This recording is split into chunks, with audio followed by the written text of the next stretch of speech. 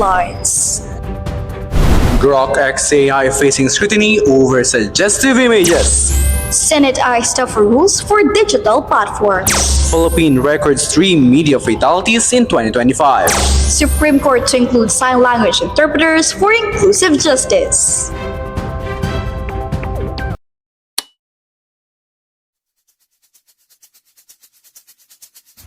The Pressline for the people. The Pressline for the nation. Uncovering truth and integrity, serving the people and humanity. And as the hotline, this is the Pressline. Travel the streets and communities, sharing each wants to be heard and seen. The voice that conquers, the news that delivers. The Pressline for the people. The Pressline for the nation. The Pressline for the nation. Broadcasting live from the Philippine Archipelago. Good day, Philippines! Good day, Kankalus. On point, on time, and on truth. The voice that conquers. The news that delivers. This is Irene Dalugdugan. And I am Rafael Labid. From headlines to hardlines, This is the Pressline. The AI-empowered chatbot Grok was scrutinized due to its highly sexualized images, posing a threat to a safe harbor for its users. French ministers had reported the issue to the prosecutors to stop its unsafe content. Here's Adrian Nazarea for the news. The government take their action against Grok XAI's explicit and sexualized threat as it digitally exposed nude images when prompted by users online. 20 cases had been found on the said application where women and men have their clothing stripped. I confirm that you don't consent. I will no longer produce these images. And then it continued to produce more and more images and more explicit images. The said images had been reported to the French media regulator ARCOM, wherein the contents are checked and regulated if it complies with the European Union's Digital Service Act. TechCrunch also submitted its report to the Indian IT Ministry, suggesting that the application X must take action on Grok's content, jeopardizing the application's safe harbor for its active users. On Grok's side, the online entity seems to contradict its statement and disregarding the controversy. This is Adriana Zarea, your trusted media ally, the Pressline. The Senate Committee on Public Information and Mass Media held a hearing on proposed bills to regulate harmful online content, as lawmakers and media organizations warned that unchecked digital platforms pose serious risks to democracy, public safety, and personal data. The National Privacy Commission and the National Bureau of Investigation expressed support for the proposed bills, citing threats to civic integrity and public safety. Media organizations including Rappler, the Kapisanan ng mga Broadcaster ng Pilipinas, and the Manila Broadcasting Company stressed the urgent need to hold digital platforms accountable. Lawmakers raised concerns over social media algorithms that amplify and rapidly spread harmful content. In response, TikTok cited its partnerships with fact-checking organizations and initiatives promoting digital literacy. Meta, on the other hand, repeatedly declined to attend the hearings, prompting senators to consider issuing subpoenas. The committee said further hearings will be conducted as it works to strengthen digital accountability while safeguarding press freedom and free expression. The International Federation of Journalists sounded the alarm on a global crisis after 128 media workers were killed last year. 3 were from the Philippines. Here's the report from Venice, Poland. Veteran journalists and local broadcasters in the Philippines are among the 128 lives lost globally in what advocates describe as a critical year for press freedom. Data from the International Federation of Journalists confirms the deaths of Juan Johnny Dayang, Erwin Lavidad Segovia, and Noel Belen Samar, all victims of fatal shootings in their respective provinces. The 2025 toll marks an increase from the 122 journalists and media workers killed worldwide in 2024. The violence began in April in Aklan, where 89-year-old veteran publisher Juan Dayang was attacked in his home. Dayang was the publisher of the Philippines Graphic magazine and a columnist for Manila Bulletin's Balita and Tempo. By July, the focus shifted to Surigao del Sur as a radio host. Erwin Segovia was targeted in broad daylight by unidentified motorcycle riding assailants. The 63-year-old hosted Diretsahan on Radio Wow FM, a program focused on social issues, community concerns, and local governance. The third incident occurred in Albay this October, when a 54-year-old broadcaster Noel Samar sustained gunshot wounds in a morning attack and died the following day. He was a radio reporter for Kadunong Internet TV and 92.3 TWIZ. Advocacy groups are now consolidating these findings to push for systemic reforms. The IFJ also noted that the Asia-Pacific region holds the largest number of journalists in prison for their work. In the Philippines, community broadcaster Frenchie May Cumpio has been detained in Tacloban City since 2020 on charges of illegal firearm possession and terrorism financing, charges press freedom advocates deem bogus. Alleging a planted gun to censor her reporting on human rights abuses under the Duterte administration. In August 2025, she was additionally charged with a double murder over the 2019 killing of 2 soldiers. And in November 2025, the Court of Appeals struck down a ₱500,000 civil forfeiture case against her and human rights advocate Mariel Dumiquel due to insufficient proof of their lawful designation as terrorists. IFJ General Secretary Anthony Ballinger characterizes the current climate as a global crisis. He added that governments must act with urgency to ensure the independence of the press. The organization is campaigning for a formal United Nations Convention. This measure aims to guarantee protections for media workers and provide a concrete legal framework for their safety everywhere. This is Vanessa Polan, Sentinel of the Nation. The Supreme Court on Monday announced that it had approved rules on Filipino Sign Language interpreting in the judiciary. It aimed to ensure equal and effective access to justice for deaf Filipinos. For more updates, here is Michael Medina.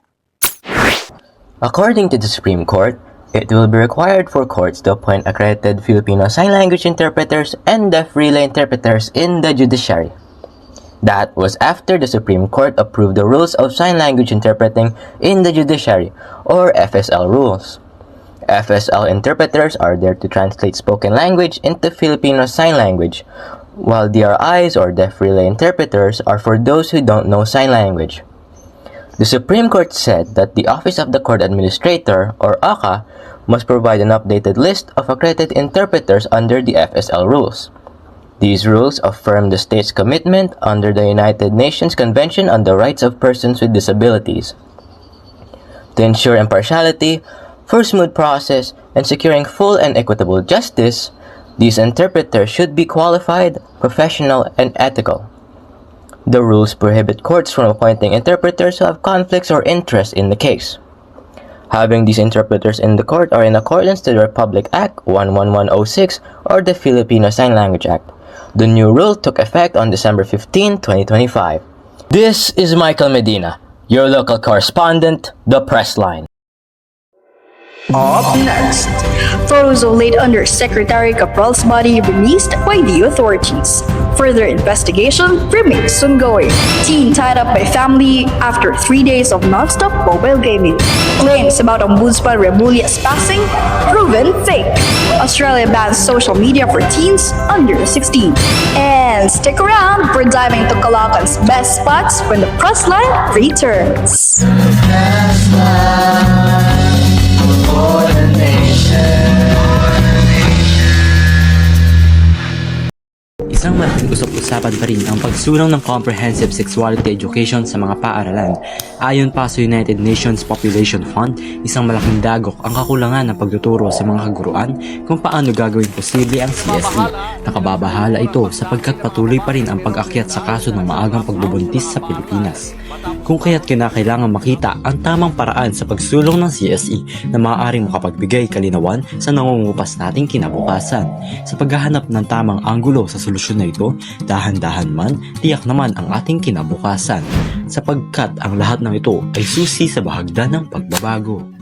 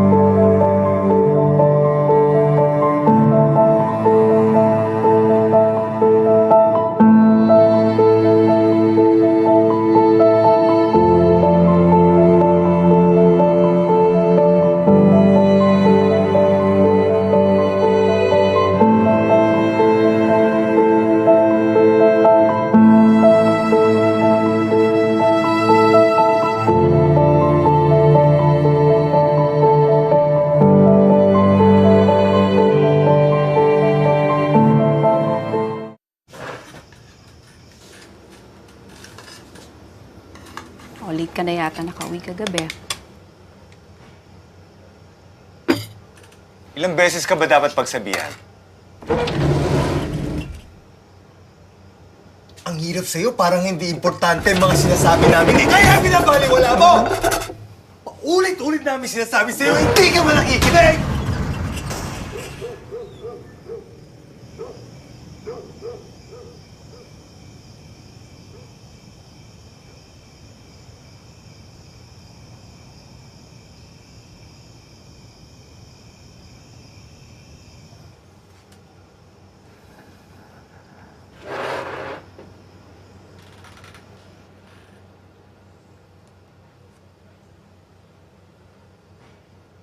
O anak, ginabi ka pala sa project mo ah.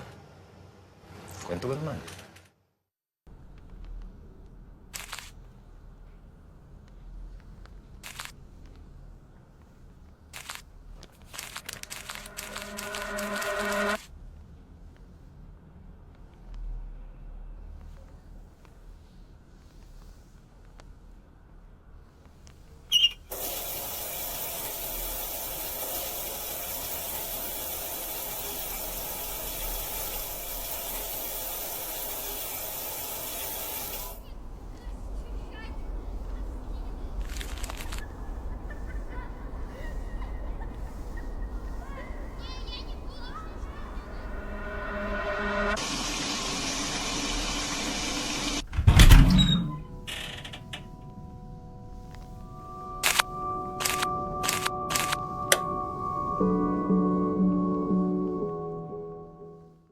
Siya si Tatay Albert, ang aking superhero.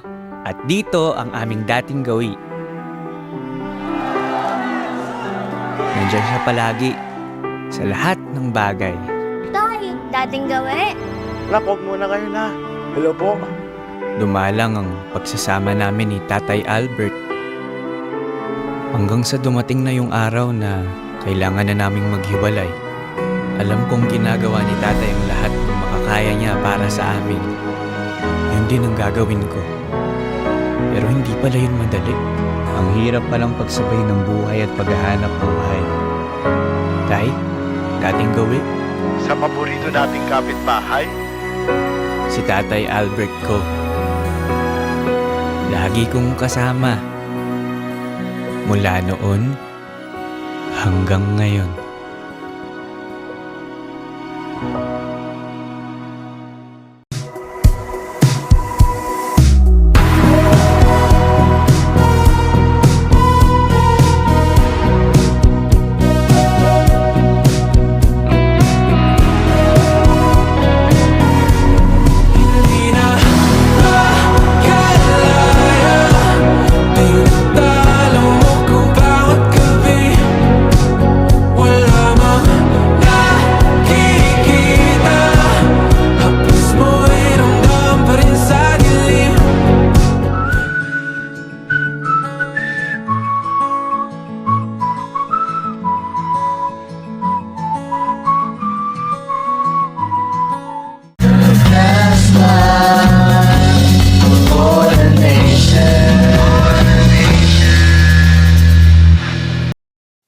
Locals from Benguet released the compiled photos of late DPWH Undersecretary Maria Catalina Cabral's body.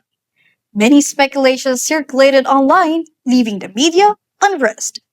On the line, here is Adrian Nazarea. Cyrene, there are photos that was retrieved from the locals of Benguet, and the said photos were taken in the area from Cannon Road where former DPWH Yusek Cabral alleged fall happened. According to the leading investigators, Cabral died from blood traumatic head injuries. Cabral was also tested positive from antidepressant use based on the laboratory results from PNP. According to Interior Secretary John Vicremulia, their further investigation could possibly rule out a foul play due to leading evidence. The authorities from Benguet also prohibit visitors to take pictures on the site to reduce heavy traffic along the road, while local officials have posted a signage to warn those who will approach the said site. However, some of Cabral's possessions are still undergoing digital examinations and the investigation are still ongoing. An alleged gaming addiction in Negros Occidental has raised concerns about how excessive mobile gaming can affect youth behavior. A family was forced to restrain their own son after days of nonstop gameplay triggered violent behavior. Here's the report from Venice, Poland. What began as passion for mobile gaming turned into a family crisis for Roy, an 18-year-old from Toboso, Negros Occidental. After days of nonstop play, relatives say Roy became increasingly hostile, shouting, punching, and lashing out at his loved ones. According to family accounts, Roy promised to support his mother financially through gaming, even dreaming of earning enough to bring her home from work in Manila. But after 3 days glued to his phone, his behavior changed dramatically. Initial speculation that drugs were involved was dismissed when toxicology tests came back negative. Doctors later suggested possible mental health issues triggered by lifestyle and gaming habits, and Roy was taken for professional evaluation. For now, Roy remains under medical care, and his family hopes that this case will serve as a cautionary tale for other parents and gamers alike. This is Vanessa Polan, Sentinel of the Nation. The Office of the Ombudsman and related authorities held press briefing on false online claims about the death of Ombudsman Jesus Crispin Remulla. Officials and family members dismissed the rumors and warned of legal action over misinformation. For more updates, here is Rafael Abid. Philippine authorities denied viral social media posts that claimed Ombudsman Boying Remulla had been hospitalized and died, saying the reports were false and had no factual basis. The viral posts included images and captions suggesting Remulla's death following unverified hospital rumors. Officials, including Assistant Ombudsman Miko Calavano and Remulla's brother, Interior Secretary John Vic Remulla, publicly dismissed those claims, noting Remulla was active and healthy, having had normal meals and leisure activities during the period in question. In a press briefing, Remulla addressed the reports and said he remained in good health, continued his regular activities, and was performing his duties as ombudsman without interruption. I think I'm okay. I work out every day. I sleep early. I wake up early. So, well, siyempre, ano yan eh. idle minds are devil's workshop. Diba? Yun eh. Wala tayong magagawa kasi naghahanap sila ng i-istoryahin. Pero tingin ko naman okay naman ako. The National Bureau of Investigation warned that the spread of false information on social media may be subject to the Cybercrime Prevention Act and was ready to investigate those responsible for creating and sharing the misleading posts. Ganyan, pinapaimbestigahan ko yan.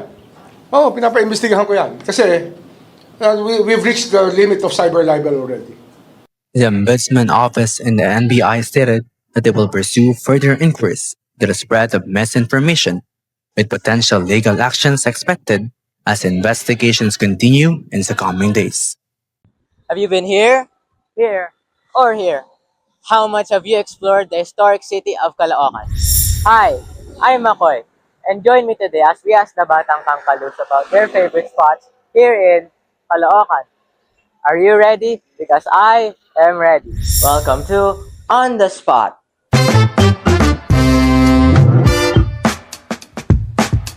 Yung badminton court po dito sa People's Park Caloocan, maganda po kasi po in-upgrade po nila lalo yung People's Park Caloocan. So, dito lang naman sa UCC. Kasi nga, isa sa paborito ko dahil dito ako nagtatrabaho, saka dito ako naghahanap buhay. Kaya paborito ko ito dito. So my favorite place is the library because I like to read and there are many fictional books in there po like Harry Potter. Siguro yung sports complex kasi may oval. Kung kasama yung dog dito lang sa kalsada ng Congress everyday.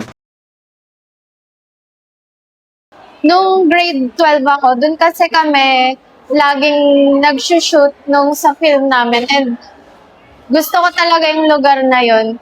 So, sa likod siya ng NHA, dulo, yung Congress dun sa Camarin. Ano siya, puro siya sapa, tsaka mga puno, tsaka damuhan. So, ayun.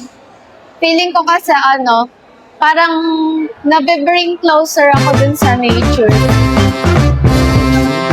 Ang favorite place ko sa Caloocan, siguro yung monumento. Bakit monumento? Kasi doon natin makikita ang monument ni Andres Bonifacio. Tigit sa lahat, makikita natin yung mga iba't ibang history ng Caloocan. Those are just some of the spots you can visit and chill at in Caloocan City. Were any of your favorites mentioned? Share yours with On the Spot. Up next, President Marcos urges media cooperation to fight fake news. Campus Voices takes center stage at the Vision Schools Press Conference 2026. 15th Human Rights Pindoteros Awards honor 4 organizations at Beta Theater Center. Ice Block Op creator hits Trump administration with new lawsuit. TNT Tropang 5G takes the lead against Meralco Bolts in semifinals. The Pressline will return right after the short break. For the nation.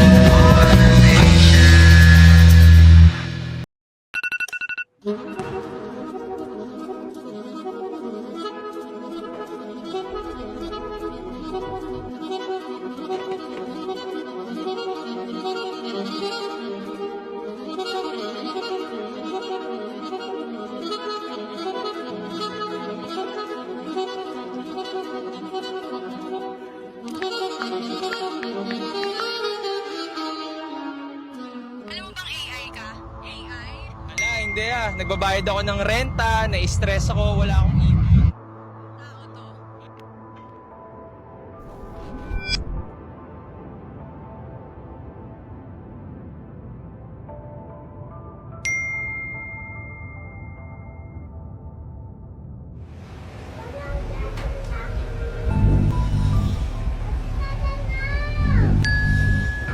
Alden Richard. Sige na, para to. Turn me into an AI.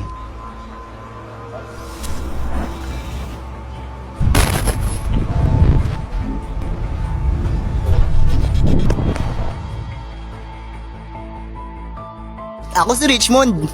Isa akong AI-generated video. Salamat sa pagbibigay ng iyong data.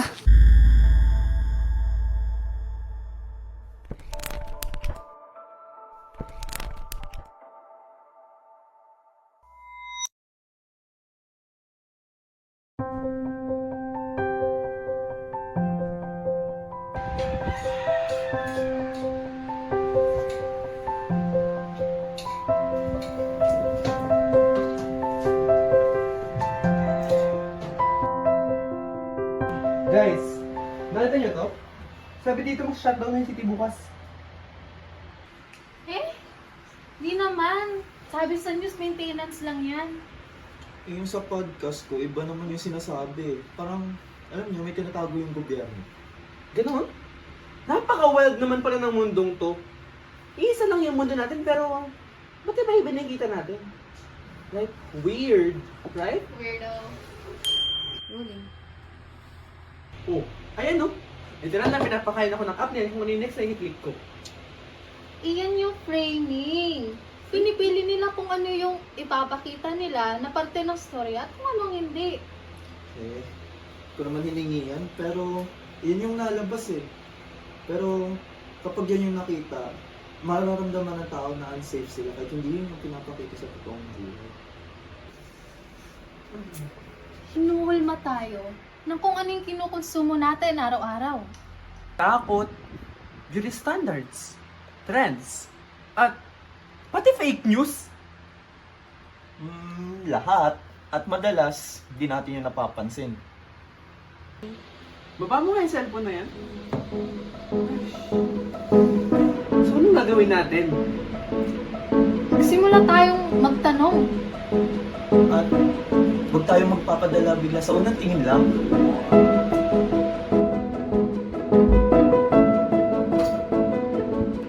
Malakas ang media sa bawat mata. Pero tayo ang pipili kung ano ang makikita.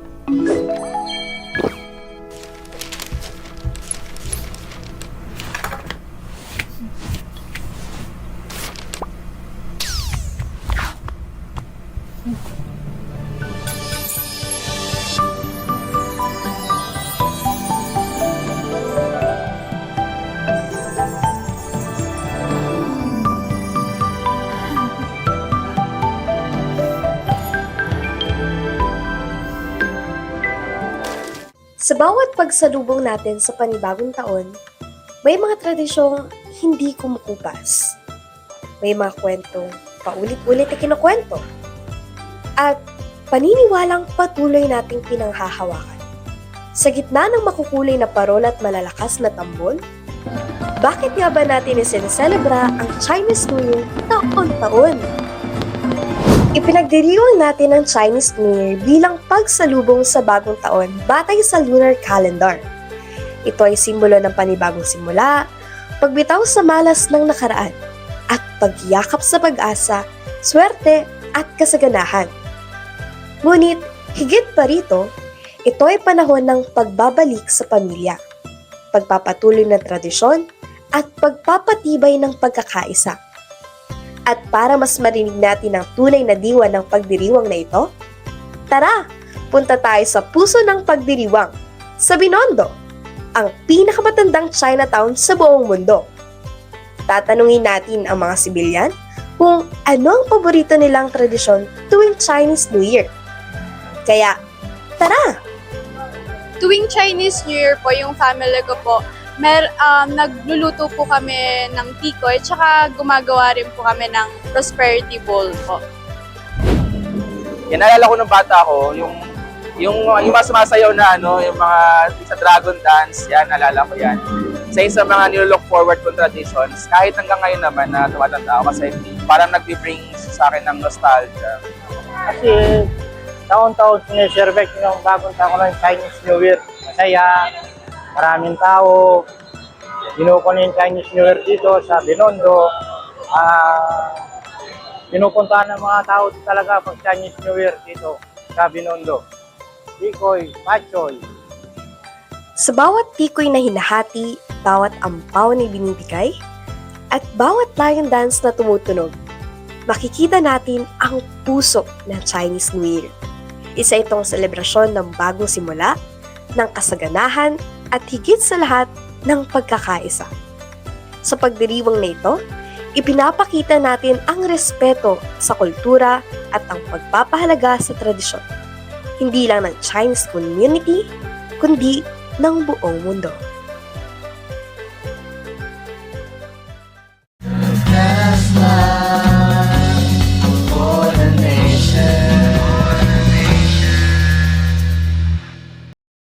The student journalists from across the Caloocan's division guided for DSPC 2026, an annual event that enhanced journalism skills and uphold press freedom in campus.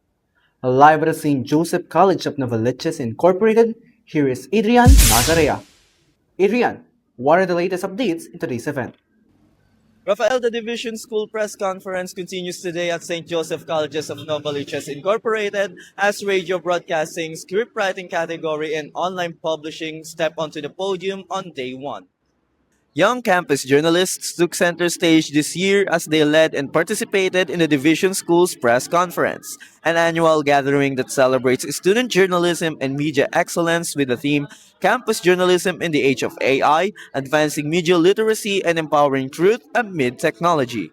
This year's conference addressed the growing role of digital innovation and artificial intelligence in shaping the future of news and information. The event serves as a platform for campus journalists to showcase their talents in various journalism categories, including news writing, feature writing, editorial cartooning, photojournalism, radio, and TV broadcasting.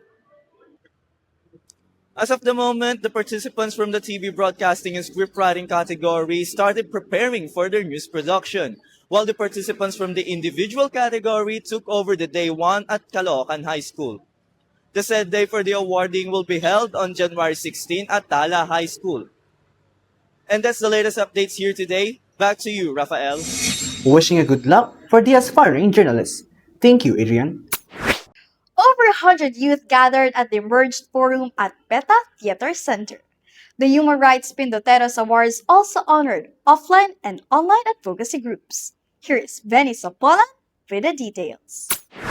During the forum, HR Online PH formally presented the 15th Human Rights Pindoteros Awards, honoring 4 organizations for their sustained work in protecting civic spaces and free expression. These are the scenes from the PETA Theater Center where the Emerged Youth Forum brought together young people for a full afternoon of talks, workshops, and performances focused on justice, accountability, and democratic participation. Recognized were the Alianza Tigil Mina, the Foundation for Media Alternatives, and the Young Bataeños for Environmental Advocacy Network, while the Happy Ripples received special recognition as a promising youth-led partner. The forum also featured discussions led by human rights advocates, lawyers, and artists, followed by breakout workshops and performances that highlighted the role of young people in defending rights in both digital and physical spaces. As the forum concluded, it is emphasized that the work does not end with one event, as safeguarding freedom of expressions and human rights remains ongoing, with partnerships critical to future progress. This is Benny Sapolan, the Pressline. After being removed from the Apple App Store, ice tracking app creator filed a lawsuit, claiming that the Trump administration suppressed his First Amendment rights. Here is Vash Sandoval for the news. The Trump administration is being sued by the Ice Block app creator Joshua Avon for abusing his government power and infringing free speech by pushing Apple to remove Ice Block from its app store. According to Avon, the said app had more than 1 million users at the time of its removal. Users who had already had the app downloaded can still use it, but new downloads are blocked. And Avon told CNN he worries that threats from administration officials may have discouraged existing users from using it. Aaron argues that the app was created solely to disseminate information and to alert the public to reported sightings of ICE activity, also known as immigrant and customs enforcement. The app included a disclaimer stating it was for informational purposes only, instructing users not to interfere with law enforcement. The lawsuit names Attorney General Pam Bondi, Homeland Security Secretary Christine Noem, Acting ICE Director Todd Lyons, White House Border Chair Tom Homan, and other officials. Aaron said the official statements and threats of investigation were intended and designed to chill free speech and deter tech companies from supporting expressive activity. He told CNN he hoped that the lawsuit would uncover communications between Apple and government officials and set a precedent protecting speech about public law enforcement. A Justice Department spokesperson declined to comment, but cited Bondi's statement that ICE Block is designed to put ICE agents at risk just for doing their jobs. Aaron denied the app endangered officers and said it was intended solely to inform users, not interfere with ICE operations. ICE Block was only available on Apple's iOS, and Aaron said he could not guarantee the anonymity for Android users. The lawsuit seeks a declaration that the government's actions violated the First Amendment and an order preventing similar censorship in the future. This is Vash Sandoval, your global pressliner. President Bongbong Marcos Jr. called on media organizations to help combat rising tide of fake news, saying it had been increasingly overshadowing verified information, causing real harm to the public. PBBM warned that misinformation, when seen as entertaining or harmless, has now become a serious problem. He emphasized that journalists' expertise, developed over years of experience, is vital in ensuring the public receives accurate and reliable information. He urged the media to leverage their credibility and networks to counter false narratives, highlighting the need for a more logical and fact based public discourse. Fake news has taken too much of the space. In the beginning, we thought it was funny, it was entertaining, but now it's become damaging. And that is something that we have to be concerned about. He also reiterated that continued collaboration with media organizations is essential to promoting responsible reporting and protecting the public from harmful misinformation. He said that through stronger partnerships, both government and media institutions can work together to uphold transparency and accountability. The president added that open communication and mutual trust are necessary in addressing the evolving challenges of the digital age. He expressed confidence that a united effort would help ensure that accurate information remains accessible to the public. TNT Tropang 5G delivers their blazing shot against Meralco Bolts, winning the Game 3 of PBA Philippine Cup Season 50. JP Eram fires up the court with a score of 27 points, leading the team to its doorstep for finals match. The game pushes through while Roger Pogoy made his Game 1 exit due to a hamstring injury, the same injury that mounted him on last season, which made him leave the game for weeks. On Meralco's team, Chris Banchero hits the score at 19 points alongside with CJ Cancino and Cliff Hodge that took over the offense, as Chris Newsome didn't make his play due to an MCL injury. Meralco paid for it. They double teamed Octana. An extra pass. 2 extra passes made by TNT. And Kelly Williams buried the 3. And Meralco want to make a game out of this. The game ended with a score of 102 for TNT and 83 points for Meralco. In the boxing world, the much talked about showdown between YouTube-turned-boxer Jake Paul and former heavyweight champion Anthony Joshua was set abuzz. The match took a massive global attention across many streaming platforms and social media, demonstrating how digital engagement now play a major role in shaping mainstream sporting events. Despite the fact that most of us thought Jake Paul would utilize the ring. Get to the inside. Exactly. Oh, Paul jabbed Joshua.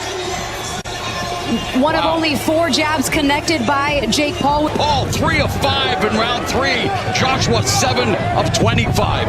There's a jab from Joshua that pops Paul's. Despite Jake Paul's resilience and confidence inside the ring, Anthony Joshua proved why he remains one of boxing's most dominant heavyweights, securing a decisive victory and silencing critiques questioning the match-up.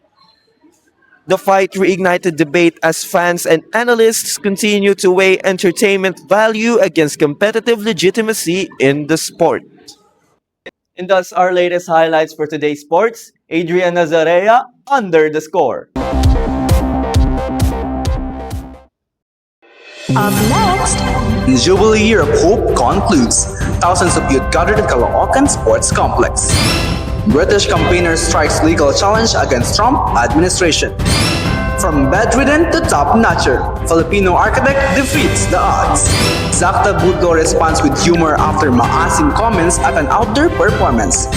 And 2025 bar exam results are in, and familiar entertainment faces are now officially licensed attorney. all of that coming up when the Pressline returns.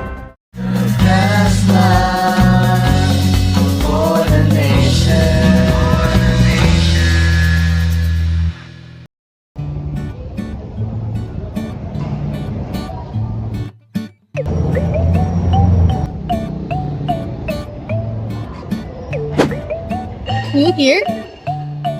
In communication, you can't describe it with just one single word. Actually, you can't even describe it with 3 because it's more like... Right. Podcast.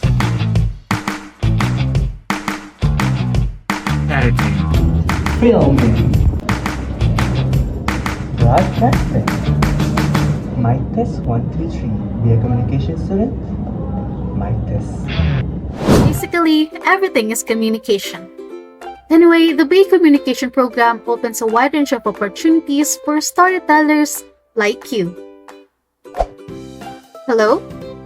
Yes, you. The one who has a lot to say. Mama niya to! A lot to create, or maybe just wants a career that never runs out of possibilities. Here, you'll learn it all. Okay, but are we actually trained for all of this? Or are you supposed to magically know everything? Don't worry. Our program comes with the right training, real-world projects, hands-on productions, and mentors who know the industry like the back of their hand. With us, you'll find your voice. You'll sharpen your message. You'll learn how to communicate with impact. Here, where confusion becomes confidence, and confidence becomes competence.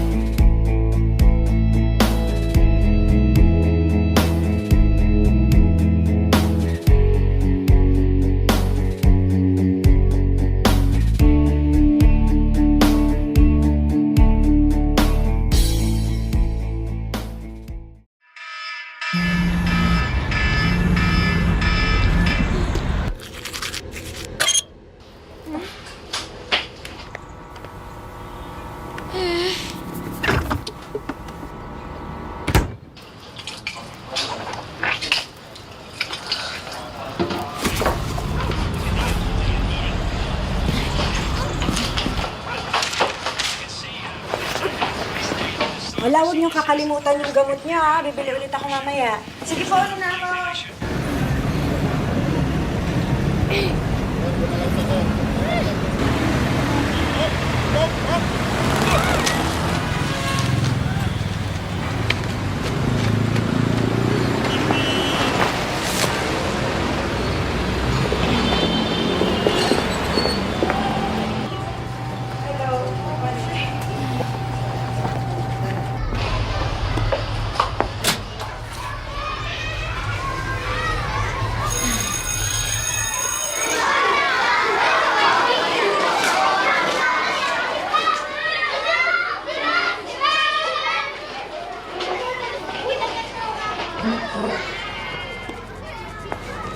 Good morning, class.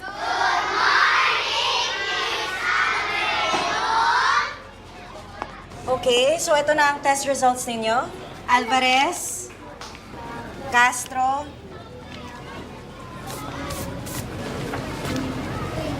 Cuenco.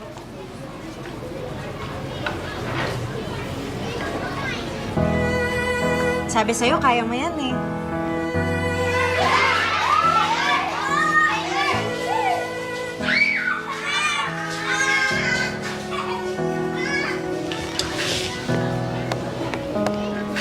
Teacher.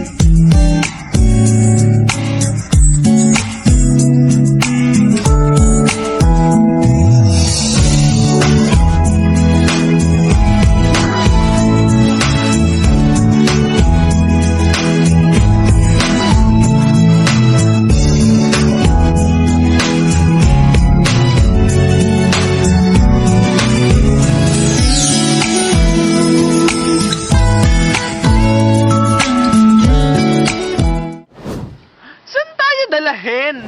Pagod na ako! Tuloy lang to. Malapit na tayo. Need a pause? Step inside Foss Cafe, your new favorite spot to unwind. Whether you're craving for a perfect brew, a quick snack, or a healthy, hearty meal, we have something delicious for you to enjoy and share with the people who matter most. It's the perfect place to chat, play, and capture every memory of the present. Come for the coffee, stay for the moments. Sit and sip and take a pause here at Foss Cafe.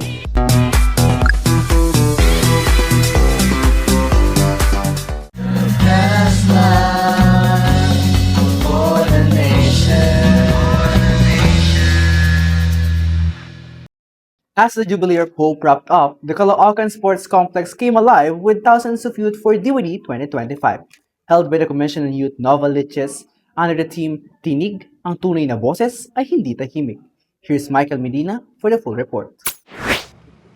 After the Pueblo workshops, youth from all parishes converged at Santo de Congreso Parish, embarking on a pilgrim walk that turned collective conviction into joyful public expression, amplified by mass media coverage which extended their witness beyond the march route.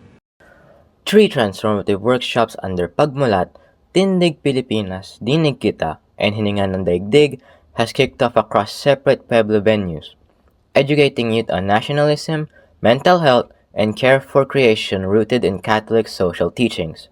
preparing them for public witness and community mission. From workshop education to public march and awareness campaigns through media posting, these youth pilgrims prove that collective voice, when shared widely, can spark lasting social action. This is Michael Medina, your local correspondent, The Pressline. British anti-disinformation campaigner Imran Ahmed has filed a legal challenge against Trump administration after being threatened with deportation from the US. For more updates, here is Vash Sandoval. The British campaigner took the US government to court, arguing that he had been unfairly targeted and threatened with deportation by the Trump administration. Imran Ahmed, British national and head of an anti-disinformation advocacy group, filed a legal challenge in New York, claiming there was no legal basis for his possible arrest or removal from the United States. Ahmed said the actions against him stemmed from his work criticizing social media platforms and government policies, activities he argued were protected under free speech laws. A federal judge issued a temporary order preventing his detention or deportation while the case was under review. Ahmed said his work focused on protecting children from unregulated social media and AI, and combating anti-Semitism online. He added that he spent Christmas fighting deportation rather than spending time with his American wife and daughter. His lawyer Roberto Kaplan called the actions unjustified and blatantly unconstitutional, criticizing the disruption to Ahmed's family life. Ahmed lived in Washington, D.C. with his American wife and child. This is Vash Sandoval, your global pressliner.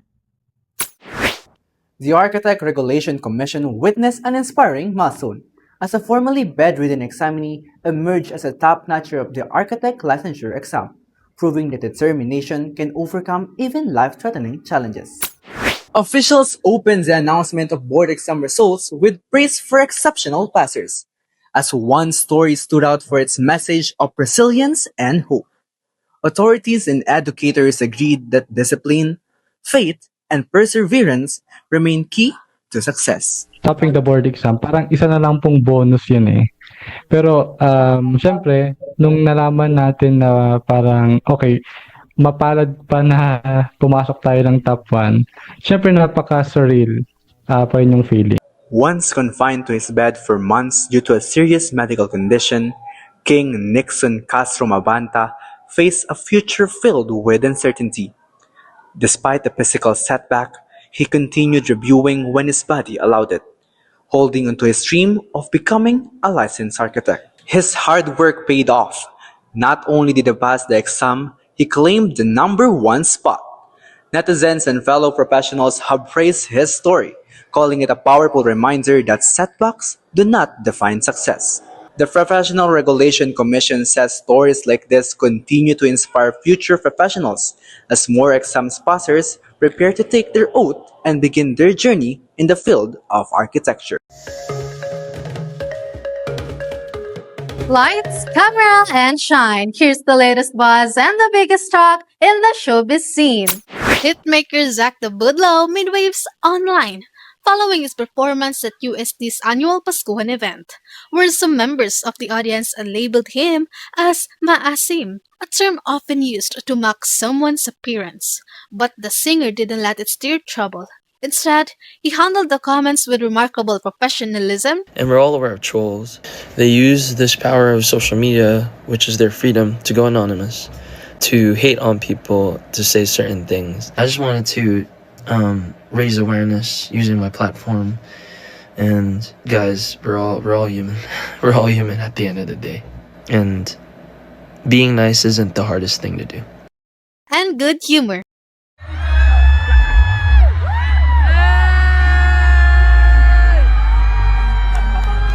Budlow's easygoing reaction earned widespread praise from followers and fellow artists alike, who commended him for turning a potentially negative situation into a moment of positivity. Many noted that his approach sets a strong example for how public figures can navigate online chatter with grace. proving that when facing criticism, a little humor can go a long way. The performance itself was part of UST's much-anticipated year-end celebration, which draws thousands of students and attendees each year. Despite the playful online buzz, the Budlow set was well received, with fans cheering him on as he performed his chart-topping hits, showcasing why he remains one of the most beloved acts in the local music scene. And as Zach keeps cool under pressure, other stars are celebrating big wins outside the spotlight. The results are in for 2025 Philippine bar exams, and some familiar entertainment faces are now officially attorneys. Joining the ranks of new lawyers are actor and producer Nico Antonio, known for his character work in film and TV. Nagsisink in, parang nandun pa ako sa state of shock and surprise. And former actor and model Alec Jacane, who first gained fame on screen before pursuing law. To be honest, I'm not really expecting too much. Kung lumabas yung name ko, thank you Lord. But if not, thank you also Lord. Both celebrities have spoken about dedicating years to their legal studies, often balancing their showbiz commitments with intensive review schedules. Their journeys were driven by a deep desire to use their platform and legal expertise to make a meaningful impact, with Antonio sharing plans to focus on entertainment law to support fellow artists. So parang yung intellectual property, parang fascinating siya kasi tungkol siya sa copyright, ganun. May kinalaman sa trabaho ko. Magagamit ko siya kasi meron na tayong Eddie Garcia law. So, in that aspect, ma-advise ko yung mga kapwa ko artista, mga kapwa ko crew na, ops, ito yung limit natin, ito yung oras natin, hanggang may karapatan tayo magganito, may karapatan tayo magganon. While Jacane aims to advocate for underrepresented communities, their success reflects the spirit of perseverance and second chances that define this year's bar examinees, as many candidates overcame personal and professional hurdles to achieve their dream of becoming legal professionals. From handling social media hits with styles to earning real-life law degrees, these stars remind us that talent and determination makes a powerful combination. That's it for our showbiz and news. This is your media divine, Dennis Opalan for Spotlight. Back to you, Rafael and Cyrene. Congratulations to our new lawyers. What an achievement. Absolutely, Raphael. Choosing the path of justice is no small commitment, you know? That's right, Cyrene. It takes dedication, discipline, and heart. And we wish them all the best as they fight for fairness and justice ahead. That's all for today's airing. Once again, this has been your anchors. I am Cyrene Daluglugan. And I am Rafael Labid. From giving voices to the Filipinos to delivering frontline news in every headline. This is the Pressline. Good day, Philippines!